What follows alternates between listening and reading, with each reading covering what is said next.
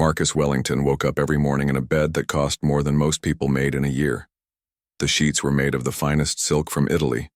The pillows were filled with the softest down feathers. His bedroom was bigger than many people's entire homes. When he opened his eyes, he could see the city below through floor-to-ceiling windows that sparkled in the morning sun. He was 45 years old and worth $200 million. His company made computer software that helped other businesses run better. He had started the company 15 years ago with just $5,000 and a big dream. Now thousands of people worked for him. His name was on buildings, his picture was in magazines. Everyone wanted to be his friend. But Marcus felt empty inside. He got out of bed and walked to his kitchen. It was huge, with marble counters and gold faucets. He had a chef who could make any food he wanted. He had maids who cleaned everything. He had a driver who took him anywhere he needed to go. He had everything money could buy, but he felt like something was missing. Marcus made himself coffee in a machine that cost $10,000. The coffee was perfect, just like everything else in his life. But perfect felt cold to him now. He looked out at his garden where a team of workers kept every flower in its place. Nothing was allowed to be messy or wild. Everything had to look just right. His phone buzzed with messages. His assistant wanted to know about his schedule. His lawyer needed him to sign papers. His accountant had questions about taxes. Everyone wanted something from him, but nobody just wanted to talk to him like a normal person. Marcus thought about his day ahead. He had 3 meetings. He had to make decisions about buying another company. He had to choose which charity events to attend. Rich people always had to be seen at charity events. It made them look good. But Marcus was starting to wonder if looking good was the same as being good.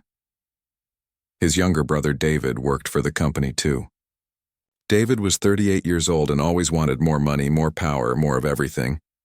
David had been angry lately because Marcus made all the big decisions. David thought he should have more control.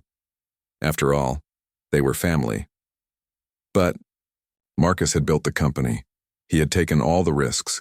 He had worked 20-hour days for years to make it successful. Elena was Marcus's business partner. She was smart and beautiful and had helped him grow the company. But lately, Elena seemed different too.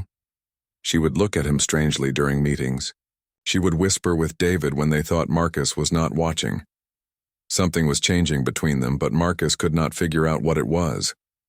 The truth was that David and Elena had been talking. They had been meeting in secret for months.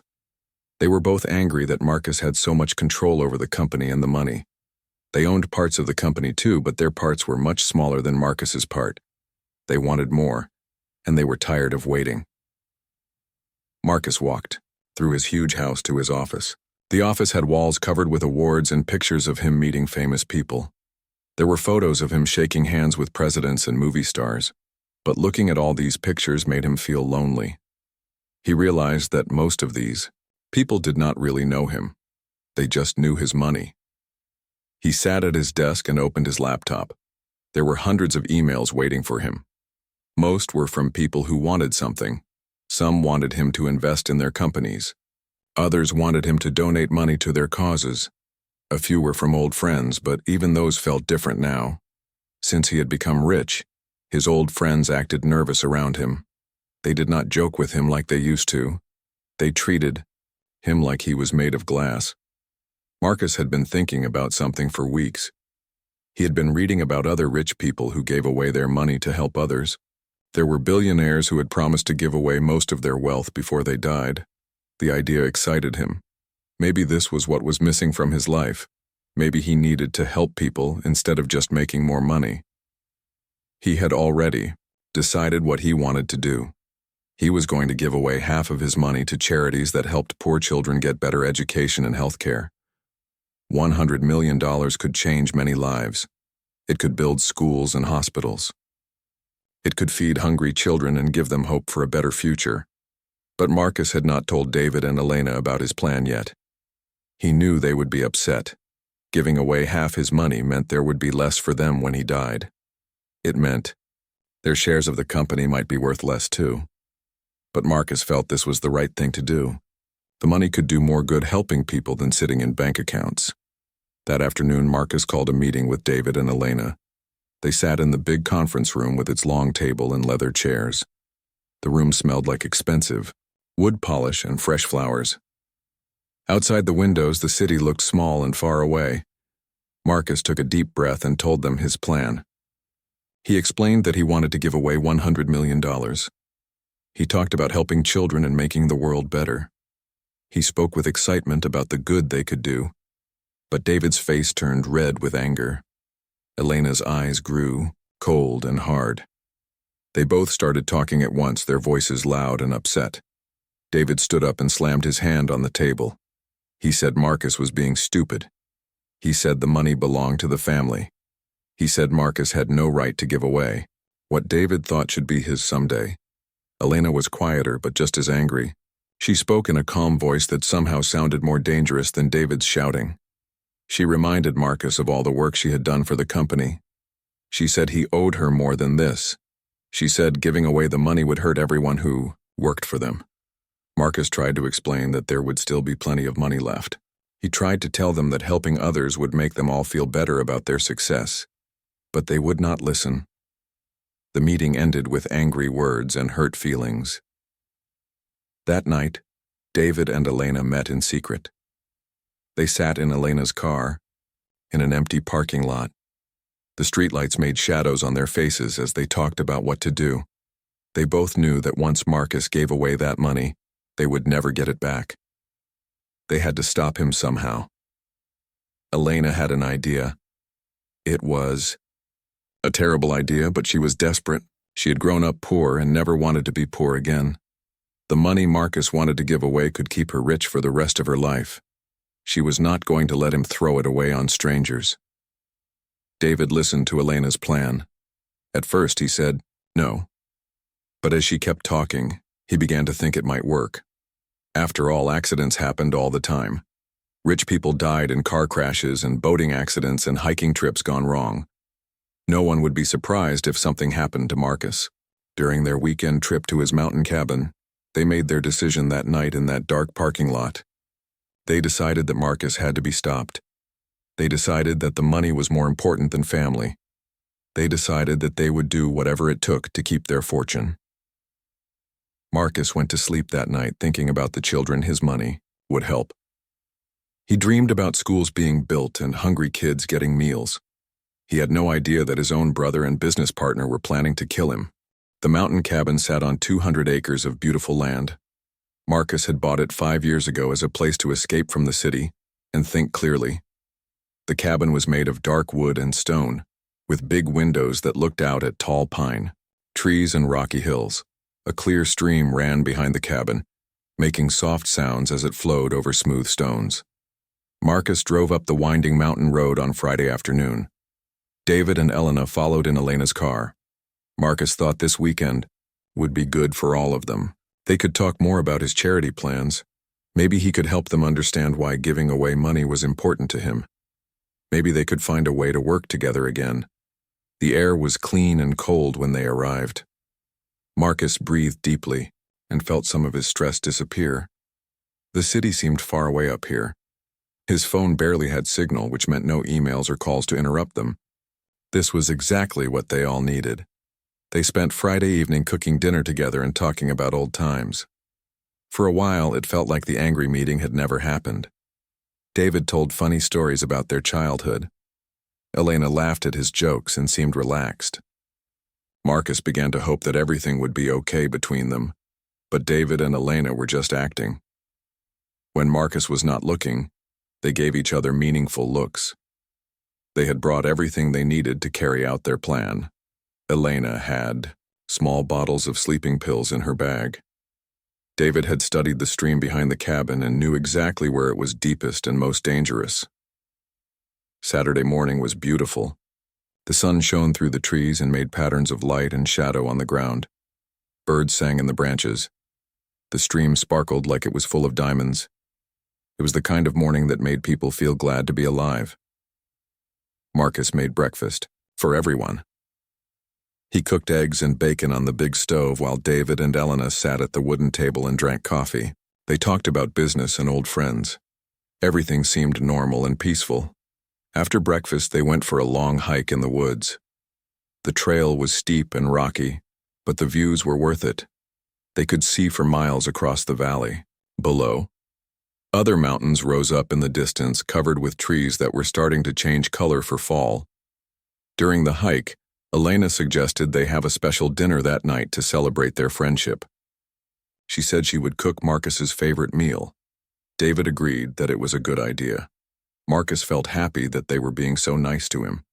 He thought maybe they were starting to understand his point of view about the charity money.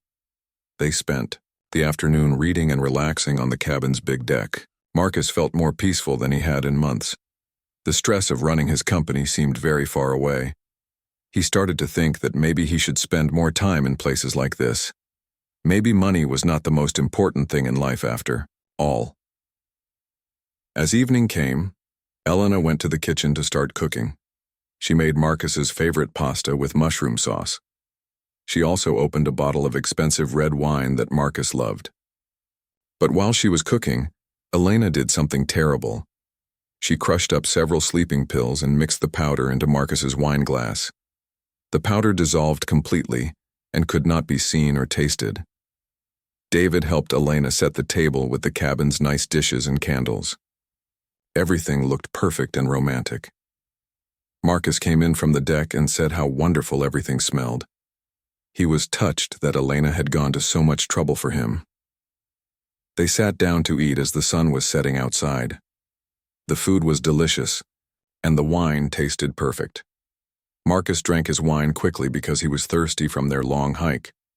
Elena and David watched him carefully and pretended to drink from their own glasses. As they ate, they talked about their plans for the company. Elena suggested some new ideas for expanding the business. David talked about hiring more workers. Marcus felt good about these conversations. It seemed like they were all on the same team again. After dinner, they moved to the living room where a fire crackled in the stone fireplace. Marcus felt very relaxed and sleepy. He thought it was just because of the fresh air and exercise. He did not know that the sleeping pills were starting to work in his system. Elena poured more wine for everyone. Marcus drank his without thinking about it. The fire made him feel warm and drowsy. His eyes started to feel heavy. He thought about going to bed early, but he was enjoying talking with David and Elena. As the evening went on, Marcus felt stranger and stranger. His words started to come out slowly. His arms and legs felt heavy like they were made of lead. He kept blinking his eyes, trying to stay awake. David and Elena watched him carefully and waited. Finally, Marcus's eyes closed and his head fell back against his chair. His breathing became deep and slow. David and Elena waited a few more minutes to make sure he was completely unconscious. Then they looked at each other and nodded. It was time to carry out their plan. David checked Marcus's pulse and breathing. The sleeping pills had worked perfectly. Marcus was deeply unconscious but still alive. They needed him to be alive when they put him in the stream. That way, it would look like he had fallen in and drowned by accident. Working together, David and Elena lifted Marcus from his chair. He was heavy and completely limp. They had to be careful not to drop him or hurt themselves. Slowly they carried him through the cabin's back door and out into the dark night. The stream was about 50 yards behind the cabin. David had brought a flashlight so they could see where they were going. The sound of running water got louder as they got closer. The stream was swollen from recent rains and running fast and cold. They found the spot David had picked out earlier. The water was deep here and the current was strong. There were rocks on the bottom that would make it look like Marcus had hit his head when he fell. Large tree branches hung over the water, making it look like someone could easily slip and fall. Elena felt scared as they got closer to the water. This was really happening. They were really going to kill Marcus. But then she thought about the $100 million he wanted to give away, and her fear turned back to determination. She had worked too hard to lose that money now. David counted to 3, and they pushed Marcus into the cold, rushing water. He disappeared under the surface for a moment, then came up gasping and choking. The shock of the cold water had woken him up partially, but the sleeping pills were still in his system. He could barely move his arms and legs. Marcus tried to call out, but water filled his mouth. He tried to swim, but his body would not obey his mind.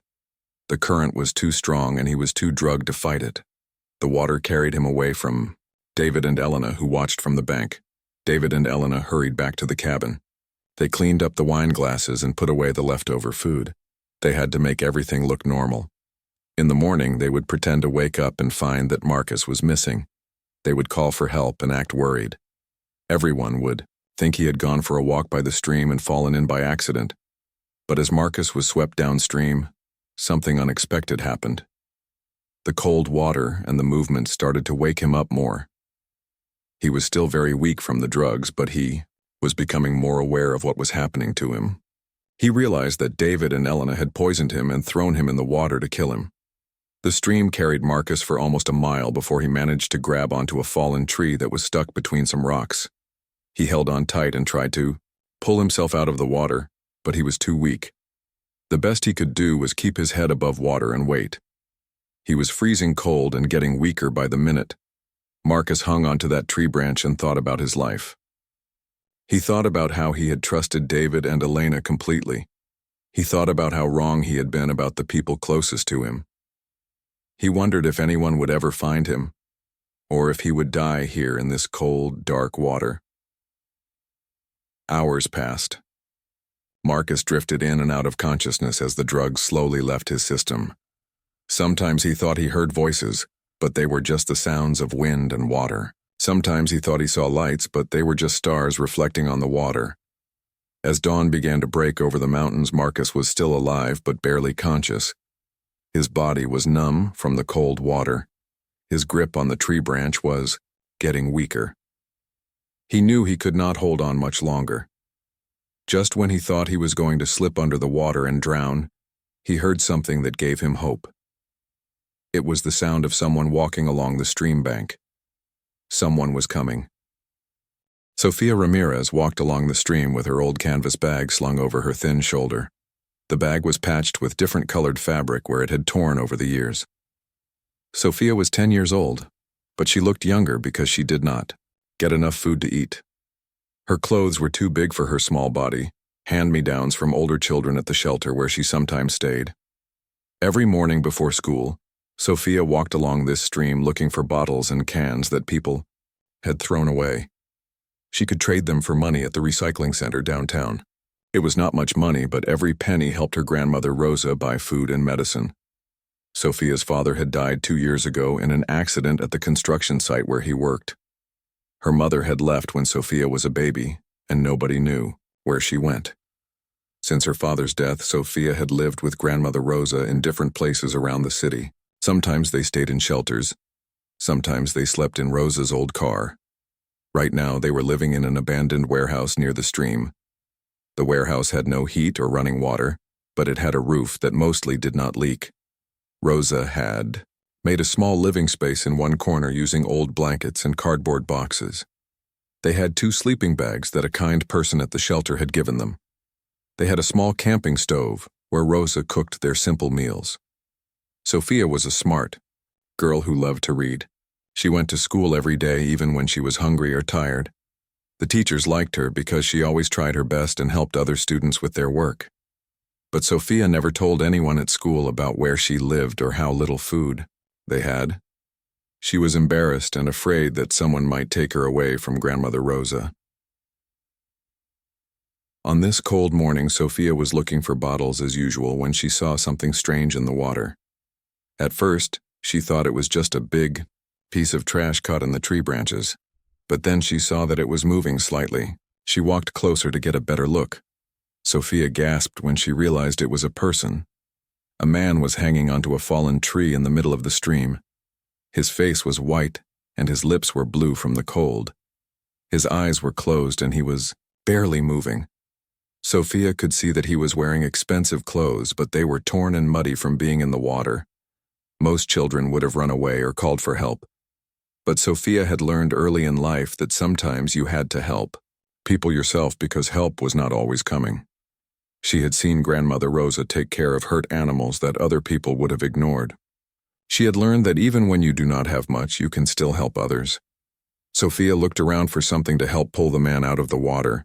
She found a long tree branch that had fallen during a recent storm. She dragged it to the edge of the stream even though it was heavy and she was small. The branch was almost as long as she was tall. The man's grip on the tree was getting weaker. Sophia could see that he was about to slip under the water. She had to act fast. She lay down on her stomach at the edge of the stream and pushed the tree branch out toward the man. At first, the man did not notice the branch. His eyes were still closed and he seemed unconscious. Sophia called out to him, her young voice carrying across the water. After a few tries, the man's eyes opened slightly. He saw the branch and slowly, weakly, reached for it with one hand. It took all of Sophia's strength to pull the man toward the bank. She was small, but she was stronger than she looked from all the hard work she did every day. The man helped as much as he could by kicking his feet, but he was very weak from the cold water and whatever had happened to him. Finally, Sophia managed to pull the man close enough to the bank that he could grab onto some rocks and pull himself, partway out of the water. But he was too weak to climb all the way out by himself. Sophia grabbed his arms and pulled with all her might until he was lying on the muddy bank, coughing up stream water and shivering violently. The man tried to say something to Sophia, but he could barely speak. His teeth were chattering so hard that his words came out as just sounds. Sophia could see that he was very sick and needed help right away. She knew she had to get him somewhere warm and dry. Sophia thought about taking the man to the hospital, but she knew that would mean questions and forms and people who might want to know where she lived. She also knew that hospitals cost money, and this man might not have any money with him after being in the water. Rosa had taught her that sometimes the system did not help people like them. Instead, Sophia made a difficult decision. She would take the man to their warehouse. It was not far from here, and Grandmother Rosa would know what to do. Rosa had been a nurse back in El Salvador before she came to America. She had taken care of hurt people before, even without proper medicine or equipment. Sophia helped the man sit up, but he was too weak to walk. She looked around and found an old shopping cart that someone had abandoned near the stream. It was rusty, and one wheel was broken, but it would work. She helped the man climb into the cart, which was not easy because he was much bigger than she was. Pushing the shopping cart with a grown man in it was the hardest thing Sophia had ever done.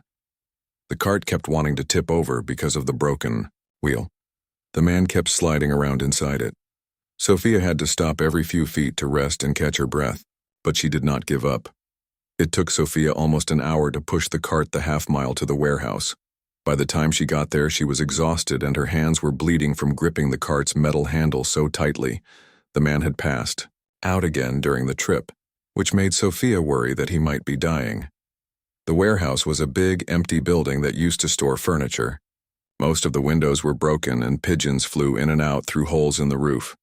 Sophia and Rosa lived in a corner, where Rosa had built walls out of old sheets and cardboard to give them some privacy. Rosa was sitting on an old chair, sewing a patch onto one of Sophia's school shirts when she heard the squeaky shopping cart. She came outside their little living space and saw Sophia pushing a cart with an unconscious man inside. Rosa's eyes went wide with surprise and worry. Sophia quickly explained what had happened. She told Rosa about finding the man in the stream and pulling him out. She said he was very cold and sick and needed help. Rosa looked at the man and saw that Sophia was right. He was in bad shape and might die if they did not do something. Rosa had seen many hurt and sick people in her life. She had worked in hospitals in El Salvador where there was not always enough medicine or equipment. She had learned to help people with whatever was available. She could see that this man had hypothermia from being in the cold water. She could also see signs that he had been drugged with something. Working together, Sophia and Rosa got the man out of the shopping cart and into their living space. They laid him on Rosa's sleeping bag and covered him with every blanket they had. Rosa sent Sophia to collect wood for a fire while she started taking off the man's wet clothes. Rosa found dry clothes for the man to wear. They were old clothes that had been given to them at the shelter, but they were clean and warm. She wrapped the man in blankets and started a small fire in an old metal trash can that she used for heating. For the next several hours, Rosa worked to warm the man up and help him recover. She made him drink warm water mixed with a little salt and sugar. She rubbed his hands and feet to help his blood flow better. She checked his breathing and heartbeat every few minutes. Sophia helped by keeping the fire going and bringing more blankets. She also went through the man's wallet, which was still in his jacket pocket. Inside, she found credit cards and a driver's license with the name Marcus Wellington. There was also a lot of cash, more money than Sophia had ever seen at one time. Sophia showed the money to Rosa, but Rosa told her to put it back. The money belonged to the man, and they were helping him because it was the right thing to do, not because he was rich. Rosa had always taught Sophia that helping others should not depend on what you could get in return. As the day went on, the man started to get better. His skin became less pale, and his breathing became stronger. Sometimes, he would wake up for a few minutes and try to talk, but he was still very confused. Rosa would give him small sips of water and tell him in her gentle voice that he was safe. Sophia went to school that day as usual, but she could hardly think about anything except the man they were helping. She wondered who he was and what had happened to him. She wondered if anyone was looking for him. She could not wait to get back to the warehouse to see how he was doing. When Sophia came home from school, she found that the man was awake and sitting up. He looked much better, though still weak and confused. When he saw Sophia, his eyes showed recognition. He remembered her pulling him out of the stream. He tried to thank her, but his voice was still very quiet and rough. Rosa had been talking to the man during the day. She learned that his name was Marcus and that he could not remember exactly what had happened to him. He remembered being at a cabin with his brother and business partner. He remembered drinking wine with dinner. But everything after that was fuzzy and dark until Sophia found him in the stream. Rosa suspected that Marcus had been poisoned and left to die. She had seen similar cases before, but she did not tell Marcus this yet. She thought it was better to let him recover his strength first. There would be time for difficult truths later. Marcus woke up on his second morning in the warehouse feeling much stronger. The fire had gone out during the night, and the air was cold enough that he could see his breath. But the sleeping bag was warm, and for the first time in years he had slept without worrying about business meetings or stock prices or any of the things that usually filled his mind. He looked around the small space that Rosa and Sophia called home. In the daylight, he could see how little they had. There were 2 sleeping bags on the concrete floor. A few cardboard boxes held their clothes and belongings. An old camping stove sat on a wooden crate that served as a table. Everything was clean and organized, but it was clear that these 2 people owned almost nothing. Rosa was already awake, sitting on her chair and reading an old Bible by the morning light that came through the broken windows. She looked up when she saw Marcus, moving, and smiled at him with genuine warmth. She had the kind of face that showed she had lived through hard times, but had not let them make her bitter. Sophia was still sleeping in her sleeping bag, curled up like a small animal. Her school clothes were folded neatly beside her, ready for another day. Marcus watched her peaceful face and thought about how this little girl had saved his life. She had risked her own safety to help a stranger. Most adults would not have done what she did. Rosa got up quietly and started making coffee on the camping stove. The coffee was not the expensive kind that Marcus was used to, but it smelled wonderful in the cold air. She poured some into a chipped mug and handed it to Marcus. The warmth felt good in his hands. They sat together in comfortable silence as the sun rose higher and filled the warehouse with golden light. Marcus had forgotten what it felt like to just sit quietly without needing to check his phone or answer emails or rush off to some important meeting. The peace was something he had not experienced in many years. When Sophia woke up, she smiled shyly at Marcus and said good morning in her soft voice. She got dressed quickly behind a sheet that Rosa had hung up to give them privacy. Then she came and sat with Marcus and Rosa to share breakfast, which was just bread and jam, but Sophia ate it like it was the best meal in the world.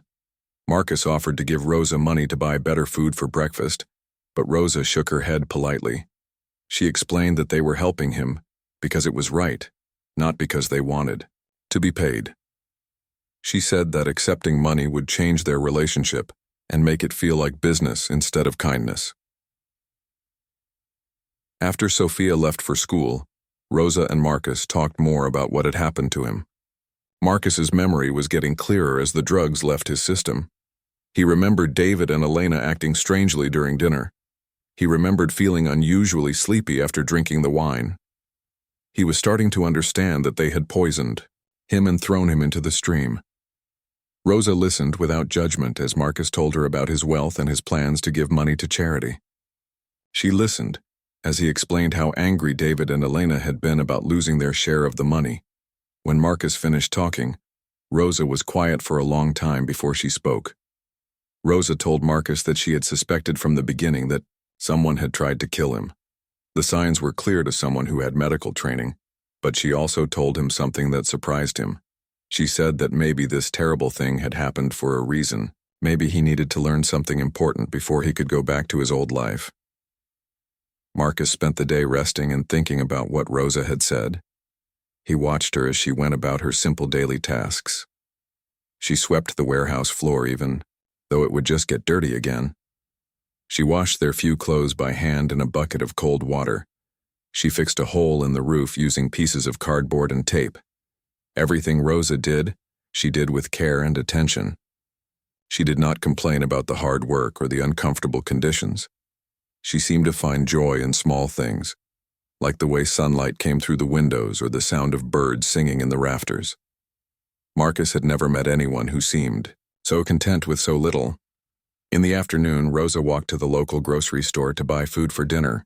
Marcus offered to go with her, but Rosa said it would be better if he stayed hidden for now. She was worried that whoever had tried to kill him might still be looking for him. It was safer if people did not know where he was. While Rosa was gone, Marcus explored the warehouse. It was huge and mostly empty, with concrete floors and high ceilings. Pigeons nested in the rafters, and their cooing echoed through the space. There were puddles on the floor, where rain had leaked through the roof. The place felt abandoned and forgotten, just like the people who lived here. But in the corner where Rosa and Sophia had made their home, Marcus saw something different. Despite having almost nothing, they had created a space that felt warm and safe. Rosa had hung old sheets to make walls and give them privacy. She had arranged their few belongings carefully to make the space feel like a real home. There were small touches that showed how much Rosa cared about Sophia. School books were stacked neatly in a cardboard box. Sophia's clothes were folded with care, even though they were old and worn. There was a small stuffed animal sitting on Sophia's sleeping bag, probably the only toy she owned. Marcus found a notebook where Sophia had been practicing her handwriting. The pages were filled with careful letters and simple sentences. At the bottom of one page she had written, "I want to be a doctor someday so I can help people like Grandmother Rosa helps people." The words were written in a child's careful handwriting, but they showed big dreams and a kind heart. When Rosa returned from the store, she had bought ingredients for a simple soup. She also brought news from the outside world. She had seen police, cars, and search helicopters in the area near the stream where Sophia had found Marcus.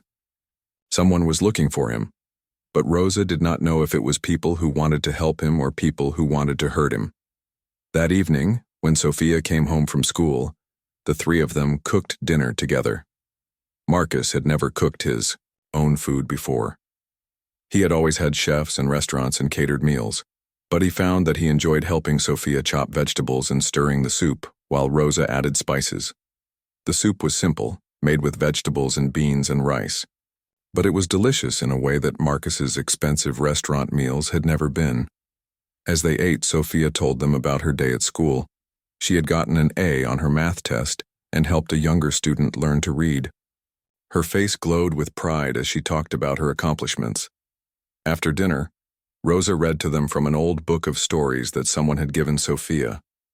Rosa's voice was gentle and soothing as she read about brave children and magical adventures. Marcus found himself getting lost in the stories, something he had not done since he was Sophia's age. As the days passed, Marcus settled into the rhythm of life in the warehouse. He helped Rosa with her daily tasks and learned to find satisfaction in simple work. He helped Sophia with her homework and was amazed by how smart and eager to learn she was. He began to understand what Rosa had meant about learning something important. Marcus had spent his adult life accumulating money and possessions and power. He had thought that these things would make him happy and secure. But Rosa and Sophia had almost nothing, and yet they seemed to have something he had been missing. They had each other, they had purpose. They had the satisfaction of helping others without expecting anything in return. Rosa told Marcus stories about her life in El Salvador and her journey to America. She had left everything behind to escape violence and poverty, hoping to build a better life. She had faced discrimination and hardship, but she had never given up hope. She had worked hard jobs for little pay, always sending money back to family members who were still struggling. Sophia told Marcus about her dreams for the future. She wanted to become a doctor so she could help sick people get better. She wanted to build a house where she and Rosa could live comfortably. She wanted to travel and see the world beyond their small corner of the city. Despite all the hardships in her young life, Sophia's dreams were full of hope and possibility. Marcus began to see his own life differently. He realized that he had been living in a bubble, surrounded by people who only cared about his money. He had been making decisions based on profit and loss instead of right and wrong. He had been so focused on accumulating wealth that he had forgotten why wealth might be important in the first place. On his 7th day in the warehouse, Marcus made a decision. When he eventually returned to his old life, things would be different. He would still give away half his money to charity, but now he understood better what kind of charities deserved help. He would look for organizations that helped people like Rosa and Sophia, people who were working hard but needed support to achieve their dreams. But first, he had to figure out how to deal with David and Elena. He knew they thought he was dead. He knew they were probably already making plans to take over his company and his money. He had to be smart about how he revealed that he was still alive. He had to make sure they could never hurt him or anyone else again. As Marcus lay in his sleeping bag that night, listening to the gentle breathing of Rosa and Sophia beside him, he felt grateful for the first time in years. Not grateful for his money or his success, but grateful for the kindness of strangers who had saved his life and taught him what really. On the 10th day since Sophia had found him in the stream, Marcus knew it was time to return to his old life. His body had healed from the cold and the drugs. His mind was clear and strong again. But most importantly, his heart had changed in ways he never expected. The man who would walk out of this warehouse was very different from the man who had been thrown into the stream. Marcus had spent hours talking with Rosa about his plans. She listened carefully as he explained what he wanted to do about David and Elena. Rosa was wise about people and their motivations. She helped Marcus think through the best way to handle the situation without putting himself in more danger. Rosa suggested that Marcus should not go back alone. She thought he should have help from people he could trust completely. Marcus realized that he did not have many people like that in his life. Most of the people around him were there because of his money, not because they cared about him as a person. But Marcus did have one person he could trust. His lawyer, James Morrison, had been his friend since college. James was honest and loyal and had always given Marcus good advice, even when it was not what Marcus wanted to hear. James would help him figure out how to deal with David and Elena, legally and safely. Sophia was sad when Marcus told her he would be leaving soon. Over the past 10 days, she had grown attached to him. He helped her with her homework and told her stories about the places he had traveled. He listened to her dreams and encouraged her to keep working hard in school. In many ways, he had become like a grandfather to her. Marcus was sad to leave too. Sophia and Rosa had given him something precious. They had shown him what real family felt like. They had taught him that love and care could not be bought with money. They had saved his life in more ways than one. On his last morning in the warehouse, Marcus sat with Sophia and Rosa for breakfast one final time. The coffee tasted the same as always, simple but good. The bread was still just bread and jam. But everything felt different because Marcus knew this was the end of something special. Marcus had already made arrangements with James to help Rosa and Sophia, but he had not told them about his plans yet. He wanted to be careful about how he did this. Rosa had already refused his offers of money. She was proud and independent and did not want to feel like charity cases. After Sophia left for school, Marcus talked seriously with Rosa about the future. He explained that he wanted to help them, not because he felt sorry for them, but because they had helped him and he cared about what happened to them. He said he wanted to be part of their lives going forward, like family. Rosa was quiet for a long time before she answered. She told Marcus that she appreciated his kind heart, but she was worried about what would happen when he went back to his rich life. She was afraid he would forget about them once he was surrounded by his old world again. She had seen this happen before with well-meaning people. Marcus understood Rosa's concern, but he promised her that things would be different this time. The past 10 days had changed him permanently. He could never go back to caring only about money and business success. Rosa and Sophia had become too important to him. That afternoon, James Morrison arrived at the warehouse in his car. Marcus had called him from Rosa's old cell phone and asked him to come alone. James was shocked when he saw where Marcus had been living.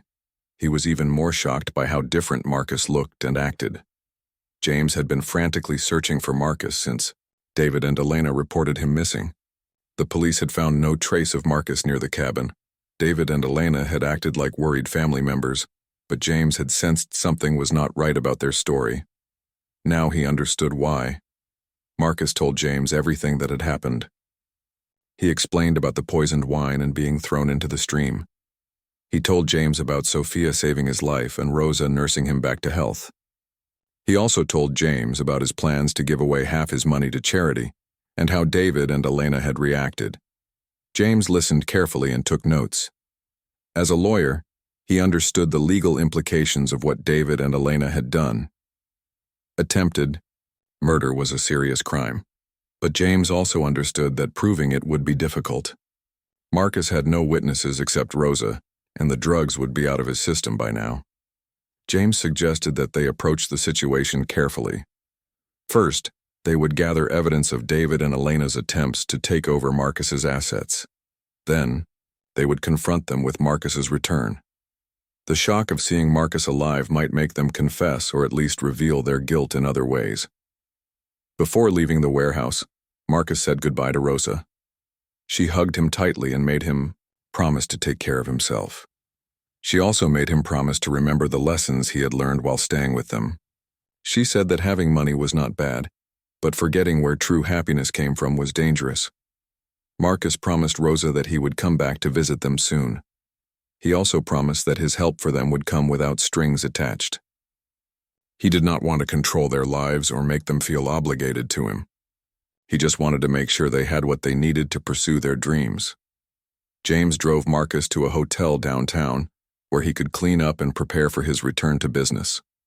Marcus took his first hot shower in 10 days and put on clean clothes that James had brought for him. But even dressed in his expensive suit, Marcus felt like a different person than he had been before.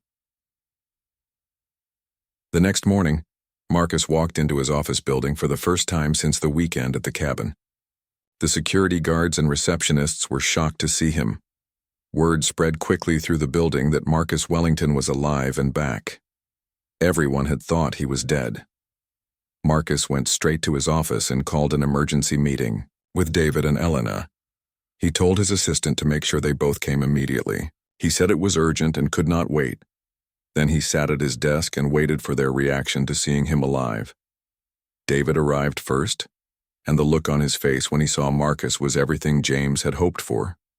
David turned white as a ghost and started stuttering and stammering. He kept saying he could not believe Marcus was alive and asking where he had been.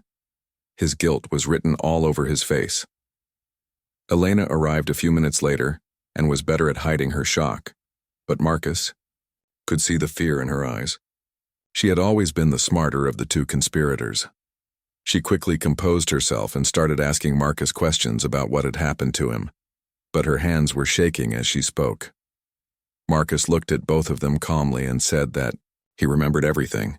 He remembered the drugged wine. He remembered being carried to the stream. He remembered being pushed into the cold water and left to die. He watched as their faces confirmed everything he suspected. David broke down first. The guilt and stress of the past 10 days had been eating at him. When confronted with the reality of what they had done, he started crying and apologizing. He said it had been Elena's idea and that he had just gone along with it. He begged Marcus to forgive him and promised it would never happen again. Elena tried to deny everything at first. She said Marcus must be confused or mistaken. She suggested that maybe he had fallen into the stream by accident and imagined the rest. But when James played a recording of David's confession, she realized there was no point in continuing to lie. Marcus felt strange as he listened to David and Elena confess to trying to kill him. These were people he had trusted completely. David was his own brother, his family. Elena had been his business partner and friend, but their greed had made them willing to murder him for money. Part of Marcus wanted revenge. He wanted them to suffer for what they had done to him. But then he thought about Rosa and Sophia and the lessons they had taught him about forgiveness and moving forward. He realized that the best revenge was to live well and use his experience to help others. Marcus told David and Elena that they were fired from the company immediately. He said they would never work in his business again. He also said he was removing them from his will completely. They would get nothing when he died. But he also said he would not press criminal charges against them. David and Elena were shocked that Marcus was not having them arrested. Elena asked why he was being so merciful after what they had done. Marcus explained that he had learned some important things while he was away. He said that holding on to anger and seeking revenge would only hurt him in the end. Marcus also told them about his plans to give away half his money to charity. He said that their attempt to kill him had only made him more determined to use his wealth to help people who really needed it. The money they had tried to steal would now go to help children like Sophia get an education and families like Rosa's find safe places to live. That afternoon, Marcus met with his board of directors to explain what had happened and announce the changes he was making to the company. He also announced his charitable foundation and his plans to give away $100 million. The board was surprised by everything Marcus told them, but they supported his decisions. Over the next few weeks, Marcus worked to reorganize his company and his life. He hired new executives to replace David and Elena. He started his foundation and began identifying the charities he wanted to support. But most importantly, he stayed in close contact with Rosa and Sophia. 3 months had passed since Marcus returned to his old life, but everything about that life had changed. He still lived in his expensive house and drove his luxury car, but these things felt different to him now. They were just objects, useful, but not important. What mattered to him now were the people in his life and the good he could do with his resources. Marcus's company was running better than ever. The new executives he had hired were honest and hardworking people who shared his vision of using business success to help others. They had implemented new policies that treated all employees fairly and paid them well. The company was making just as much money as before, but now that money was being used for good purposes. The Marcus Wellington Foundation was officially launched with great success. Marcus had chosen to focus on helping children from poor families get better education and health care. He had visited dozens of schools and clinics to see firsthand how his money was being used.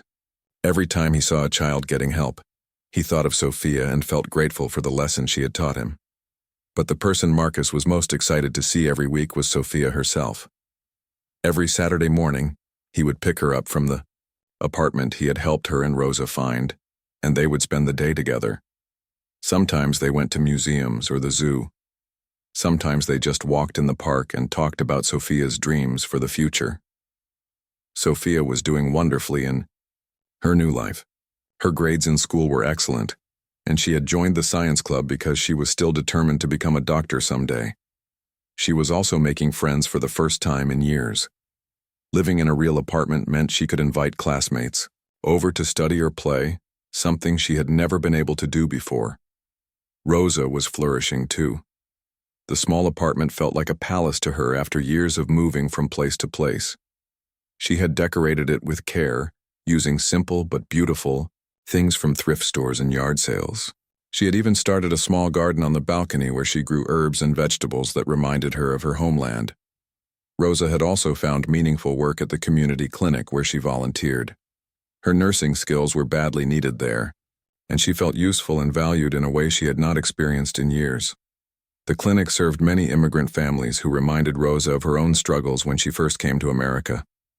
But the best part of Rosa's new life was seeing Sophia happy and hopeful about the future. For years, Rosa had worried about what would happen to Sophia if something happened to her. Now she felt secure knowing that Sophia had someone else who cared about her and would help her achieve her dreams. On this particular Saturday, Marcus arrived at Rosa and Sophia's apartment with special news. He had been working on something secret for several weeks, and today he was ready to share it with them.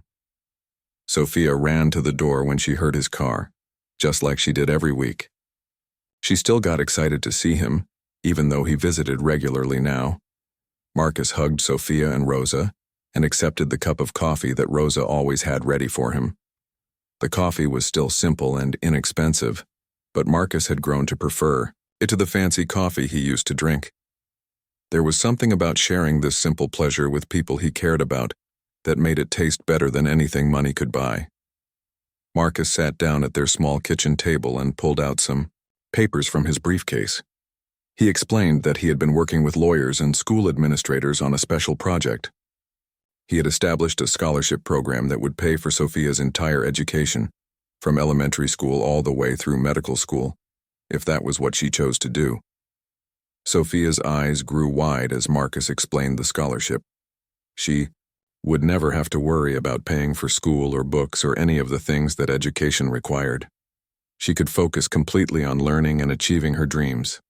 The scholarship would also include money for living expenses, so Rosa would never have to worry about how to support Sophia while she was studying.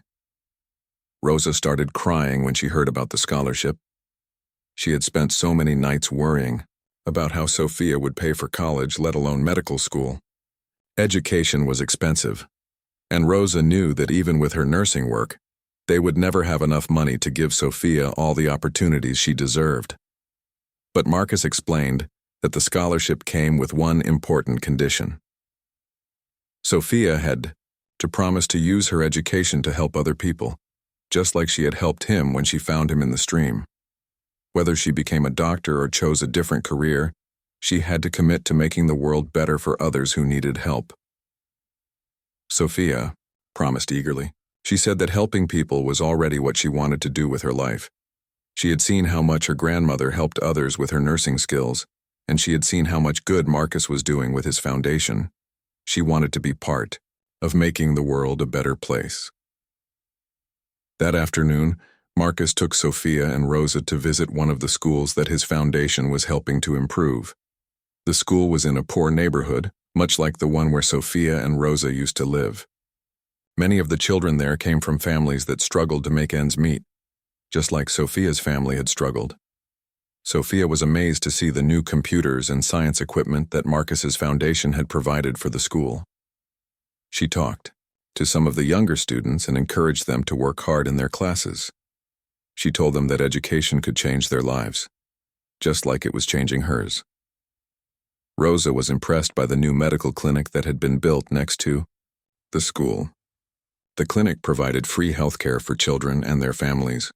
Rosa talked to the nurses there and learned that they desperately needed more help.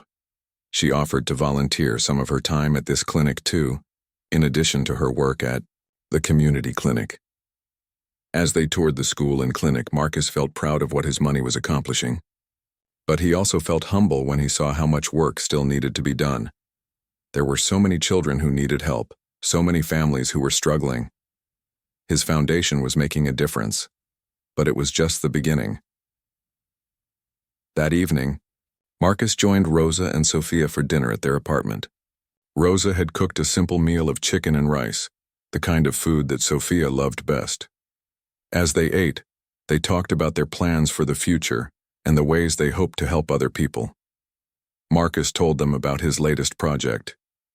He was working to buy and renovate the old warehouse where he had stayed with them. He wanted to turn it into a community center where homeless families could stay temporarily while they looked for permanent housing. The center would also provide job training and educational programs to help people build better lives. Sophia was excited about the warehouse project. She suggested that the community center should have a library where children could go to read and do homework.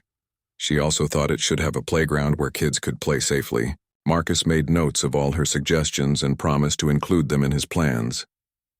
Rosa suggested that the community center should have a medical clinic where she and other volunteer nurses could provide basic health care for people who could not afford to go to regular doctors. She knew from experience that many homeless families avoided seeking medical care because they could not pay for it.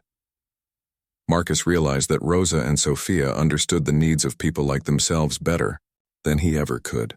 Even though he had lived in the warehouse for 10 days, he had never truly experienced the fear and uncertainty of not knowing where you would sleep each night or where your next meal would come from. Marcus asked Rosa and Sophia if they would help him design the community center and choose the programs it would offer. He wanted to make sure that the center would actually help people, instead of just making him feel good about spending money. Rosa and Sophia agreed enthusiastically. Over the following weeks, Marcus spent more and more time with Rosa and Sophia, working on plans for the community center. They visited other shelters and community centers to see what worked well and what could be improved. They talked to homeless families to understand what kinds of help they needed most. Marcus learned that many homeless families were not lazy or irresponsible, as he had once believed. Many were working people who simply could not afford the high cost of housing in the city. Others had lost their homes due to medical emergencies or job losses that were beyond their control. Still others were fleeing dangerous situations and had nowhere else to go. Sophia was particularly good at talking to the children in these families. She understood what it felt like to be embarrassed about where you lived and worried about having enough food to eat. She could connect with these kids in ways that Marcus never could, despite all his good intentions. Rosa was excellent at understanding what families needed most urgently. She could quickly assess whether someone needed medical care, job training, temporary housing, or help navigating government services. Her years of experience helping people in difficult situations had given her wisdom that no amount of money could buy. As Marcus worked more closely with Rosa and Sophia, he began to understand that they were not just the recipients of his charity. They were his partners in making the world better. They brought skills and perspectives that he needed but did not have. Together, they could accomplish much more than any of them could accomplish alone. 1 year after the community center opened, Marcus received a phone call that he had been expecting but dreading. David was in trouble with the law and wanted to meet with Marcus. Since being fired from the company, David had made a series of bad financial decisions and was now facing bankruptcy. He was also being investigated for fraud in connection with a failed business venture. Marcus agreed to meet David at a small coffee shop downtown, far from the places where either of them used to conduct business. When Marcus arrived, he was shocked by how different David looked. His brother had lost weight and looked much older than his 39 years. His expensive clothes had been replaced by simple, worn clothing. David looked like a man who had lost everything. David was nervous and ashamed as he tried to explain what his life had been like since leaving Marcus's company. Without the steady income and status that came from working for his successful brother, David had struggled to maintain his expensive lifestyle. He had made risky investments that failed. He had borrowed money from dangerous people who were now demanding payment, but David said that his financial problems were not the worst part of what he was going through. The worst part was living with the guilt of what he had done to Marcus. Every night David had nightmares about pushing his brother into that cold stream. Every day he was haunted by the knowledge that he had tried to murder the person who had given him everything. David begged Marcus for forgiveness. He said he understood that he had no right to ask for help, but he was desperate. The people he owed money to had threatened to hurt him if he did not pay them back soon. He was afraid for his life, just like Marcus had been afraid when he was drowning in the stream. Marcus listened to David's story without interrupting. Part of him felt sorry for his brother, but another part of him remembered the cold water and the feeling of drowning while David watched from the bank. Marcus had learned to forgive, but forgiveness did not mean forgetting what had happened or pretending it was not serious. Marcus told David that he was sorry his brother was in trouble but that David had created these problems himself. The fraud investigation was the result of David's own dishonest business practices. The dangerous debts were the result of David's greed and poor judgment. Marcus said he could not fix these problems for David even if he wanted to, but Marcus also told David something that surprised him. Marcus said that he did forgive David for what had happened at the cabin. The experience of nearly dying had taught Marcus that holding on to anger and hatred only made life worse. Forgiving David was not about helping David feel better. It was about freeing Marcus from the burden of carrying that anger. David started crying when he heard that Marcus forgave him. He said he had not expected forgiveness and did not feel like he deserved it. Marcus explained that forgiveness was not about deserving it. It was about choosing to let go of the past so that everyone could move forward with their lives. However, Marcus made it clear that forgiveness did not mean going back to the way things used to be. David had shown that he could not be trusted with money or responsibility. He had shown that his greed was stronger than his love for his family.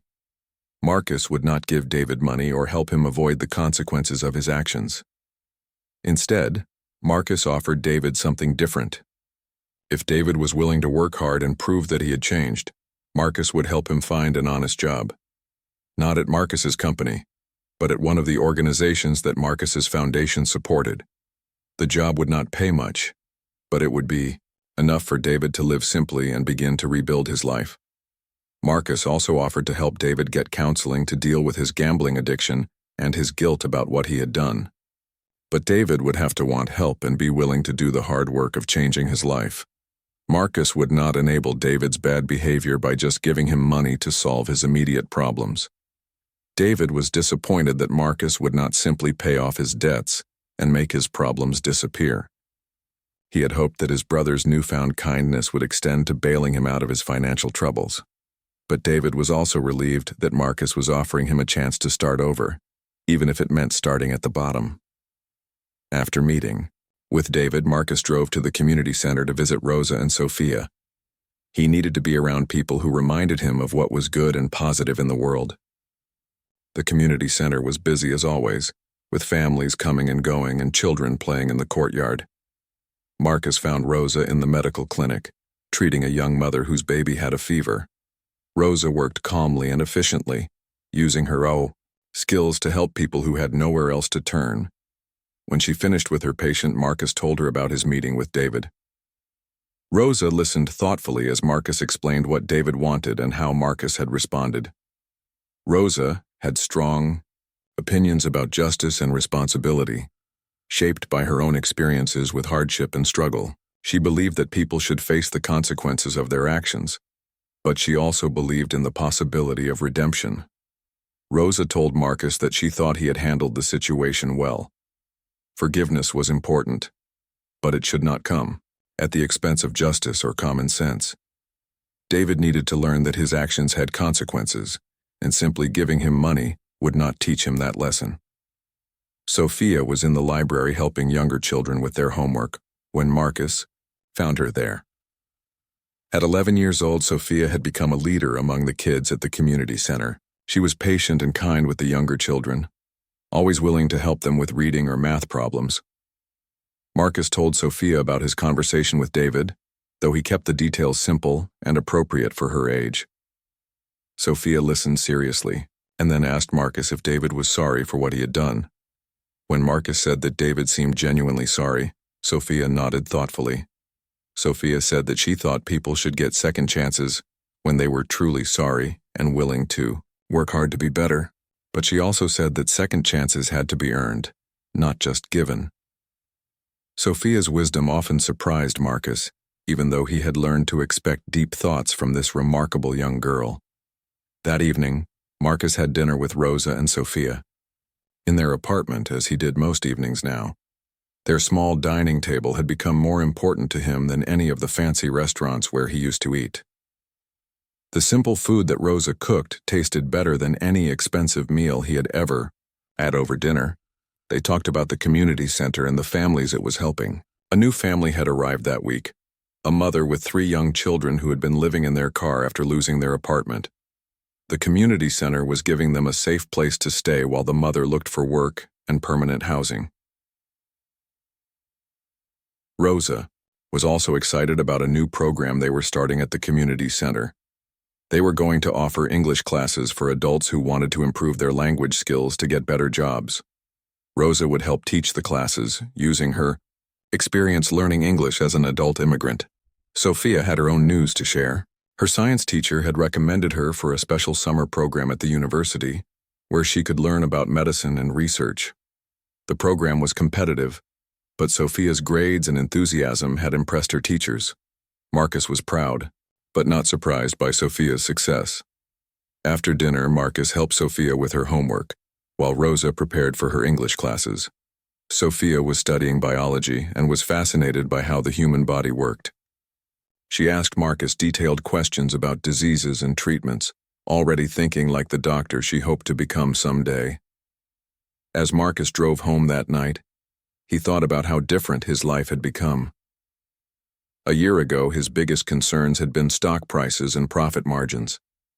Now his biggest concerns were about helping people and making sure that Sophia had everything she needed to achieve her dreams. Marcus also thought about Elena, who had disappeared completely after being fired from the company. Unlike David, Elena had never tried to contact Marcus or ask for forgiveness. Marcus's private investigator had reported that Elena had moved to another city and was working for a small tech company under a different name. Marcus felt sad that Elena had chosen to run away rather than face what she had done. He would have been willing to forgive her too, if she had been brave enough to ask. But Elena had always been proud and stubborn, and perhaps she could not bear the thought of admitting that she had been wrong. Sometimes Marcus wondered if David and Elena would have tried to kill him if he had been a different kind of person before his near-death experience. If he had been kinder and more generous with them, would they have felt less desperate about the money? It was a question he would never be able to answer. But Marcus had learned that he could not control other people's choices or change what had happened in the past. All he could do was learn from his experiences and try to make better choices going forward. The most important lesson he had learned was that money and power did not make him safe from the consequences of treating people badly. Marcus had also learned that true security came from building genuine relationships with people who cared about him for who he was, not what he could give them. Rosa and Sophia had saved his life when he had nothing to offer them. They had continued to care about him even after they learned about his wealth. 5 years had passed since Sophia pulled Marcus from the stream, and the world had changed in ways that none of them could have imagined on that cold morning.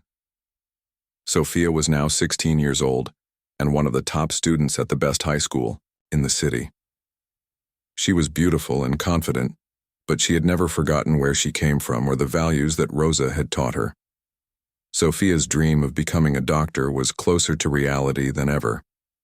She had spent the past 2 summers working as a volunteer at the community center's medical clinic, learning from Rosa and the other nurses. She had also participated in advanced science programs at the university, where professors were impressed by her knowledge and dedication. Marcus kept his promise to support Sophia's education completely.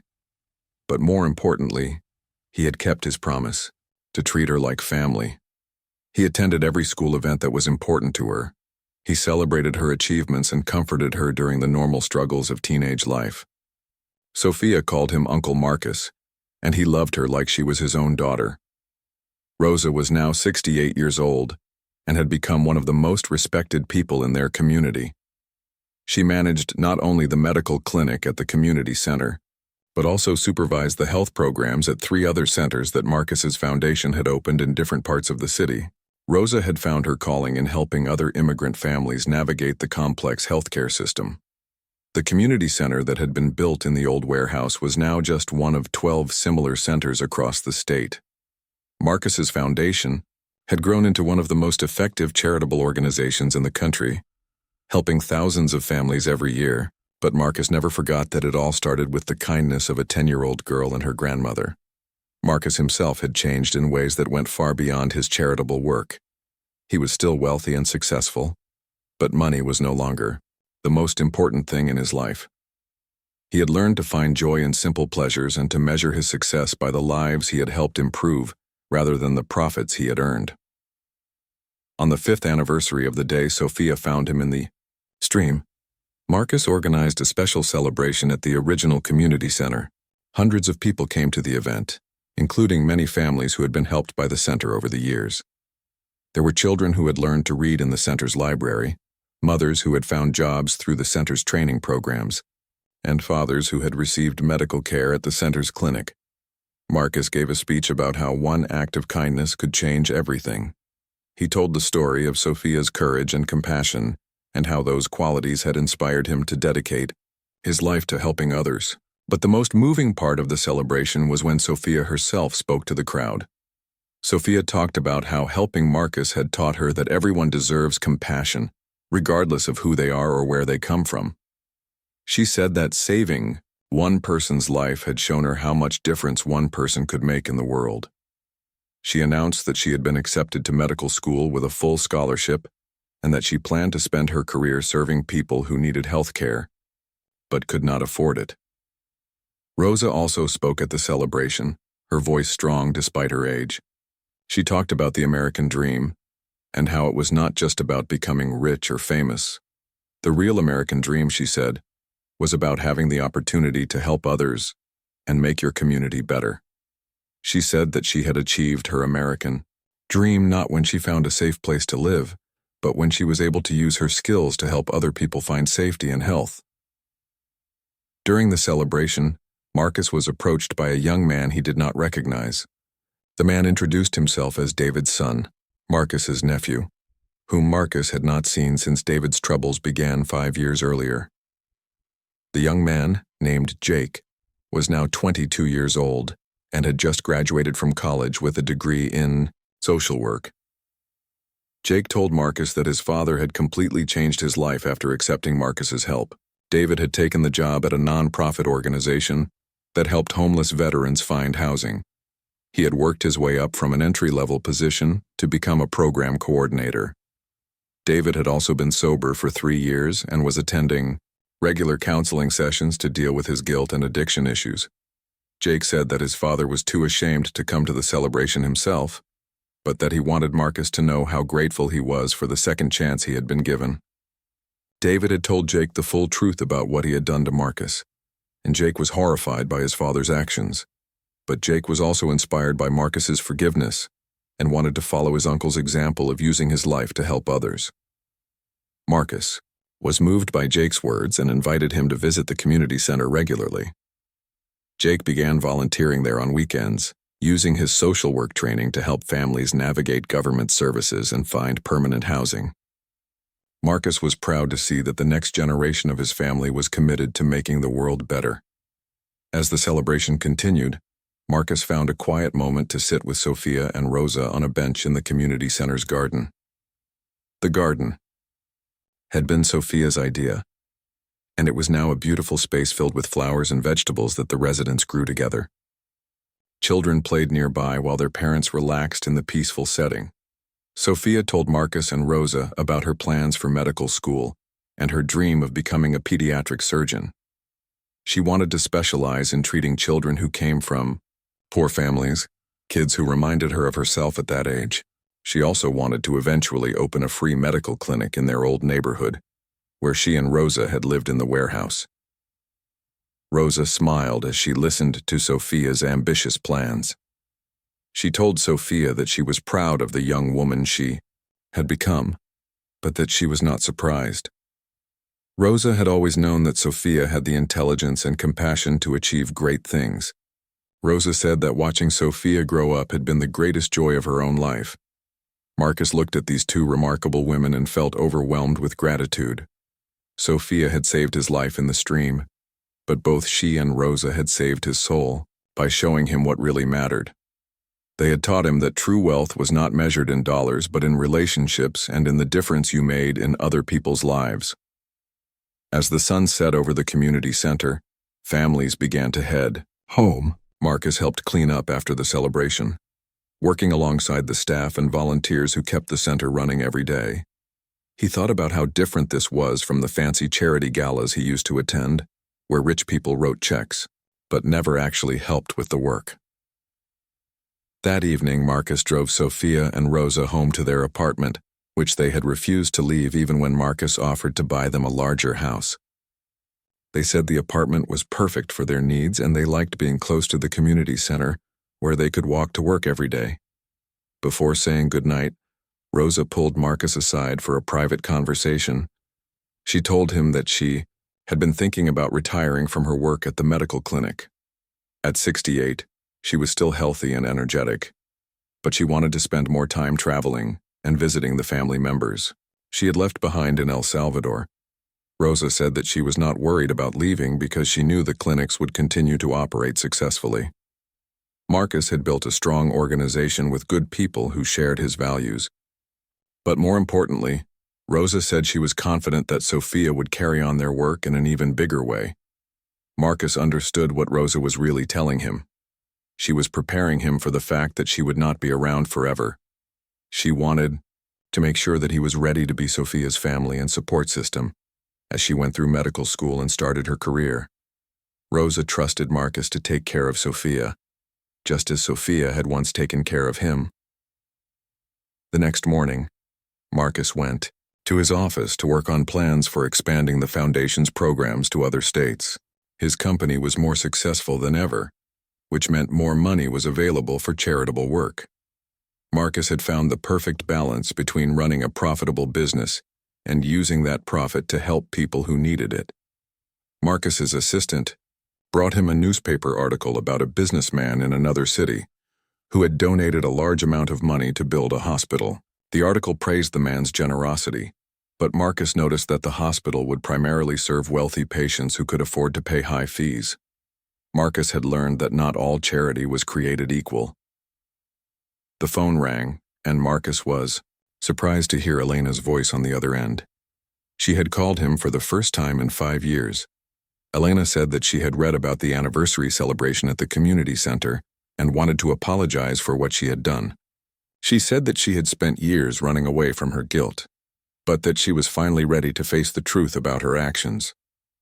Elena explained that she had been living under a different name in another state, working for a small technology company. She had built a modest but honest life for herself, but she had never been able to escape the shame of what she had done to Marcus. She said that seeing the article about his charitable work had made her realize how much good could have been lost if their plan had succeeded. Marcus listened to Elena's apology with mixed feelings. He was glad that she had finally found the courage to contact him,